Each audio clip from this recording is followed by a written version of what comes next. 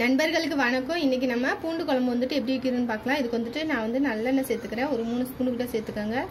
இப்போ வந்து நல்லெண்ணெய் சேர்த்தா தான் நல்லாயிருக்கும். உங்கள்கிட்ட நல்லெண்ணெய் இல்லைன்னா நார்மலான ஆயிலே சேர்த்துக்கலாம். இப்போ எண்ணெய் சூடானதும் 1/2 ஸ்பூன் கிட்ட கடுகு சேர்த்துக்கிறேன். கடுகு வெடித்ததும் கொஞ்சம் போல் வெந்தயம் சேர்த்துக்கலாம். கொஞ்சம் போல் ஜீரகம் வந்து சேர்த்துக்கிறேன் 1/4 ஸ்பூன் கிட்ட. இப்போ நல்லா வெடித்ததும் இது கூட வந்துட்டு கருவேப்பிலை சேர்த்துக்கலாம்.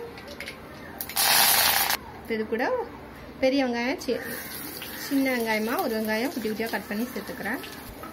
இப்போ வெங்காயம் 1 நிமிஷம் ஆகினதுக்கப்புறம் பூண்டு வந்து ஒரு 20 பல்லுக்கிட்ட நான் வந்து சேர்த்துக்கிறேன். இப்போ இது கூடயே பெருங்காயத்தூள் வந்து ரொம்ப கம்மியாக கொஞ்சம் போல சேர்த்துக்கிறேன். இப்போ நார்மலான தக்காளி ஒரு தக்காளி வந்து சேர்த்துக்கலாம். இப்போ எல்லாத்தையுமே ஒரு 2 நிமிஷத்துக்கு நல்லா வதக்கிடலாம்.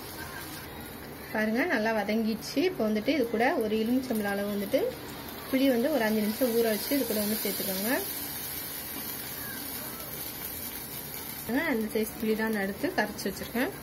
ஃபுல்லாக அப்படியே ஊற்றிடாதீங்க, கீழே மண்டிலாம் இருக்கும், கொஞ்சம் இருத்து அப்படியே ஊற்றிக்கோங்க. இப்போ இது கூட மிளகாத்தூள் மல்லித்தூள் வந்து சேர்த்துடலாம். நான் வந்துட்டு 2 ஸ்பூனுக்கிட்ட சின்ன ஸ்பூனுக்கிட்ட வந்து பாருங்கள் ஸ்பூனு. இப்போ இது கூட நான் தேவையான அளவு தண்ணி ஊற்றிக்கிறேன். இந்த குழம்பு பார்த்தீங்கன்னா 4 பேருக்கான அளவு 5-6 பேர் கூட சாப்பிட்லாம். இப்போ இது கூட தேவையான அளவு உப்பு சேர்த்துடலாம். உங்களுக்கு கல் உப்பு அளவு தெரியலன்னா நைஸ் உப்பே சேர்த்துக்கலாம். நான் வந்து மண் சட்டியில் தான் வச்சுருக்கேன். உங்களுக்கு மண் சட்டியிலனா சும்மா நார்மலான பாத்திரத்துலேயே எப்பவும் செய்கிற பாத்திரத்துலேயே நீங்கள் வந்து செஞ்சுக்கலாம். அவ்வளோதான். இது வந்துட்டு நல்ல கொதி வரட்டும், வெயிட் பண்ணலாம்.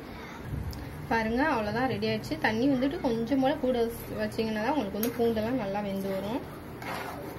அவ்வளோதான், ரொம்ப சூப்பராக வந்திருக்கு. கடைசியாக மல்லி இலை தூவிடலாம். அவ்வளோதான், ஆஃப் பண்ணிடலாம். மண் சட்டினால ஆஃப் பண்ணாலும் அது கொதிச்சிட்டே தான் இருக்கும். வந்துட்டு இறக்கிடலாம். அவ்வளோதான். என்னோட பதிவு பிடிச்சிருந்ததுன்னா லைக் பண்ணுங்கள். என்னோட பதிவு தொடர்ந்து பார்க்கணும், சப்ஸ்கிரைப் பண்ணுங்கள். இந்த பதிவை முழுமையாக பார்த்தவங்களுக்கு ரொம்ப ரொம்ப நன்றி.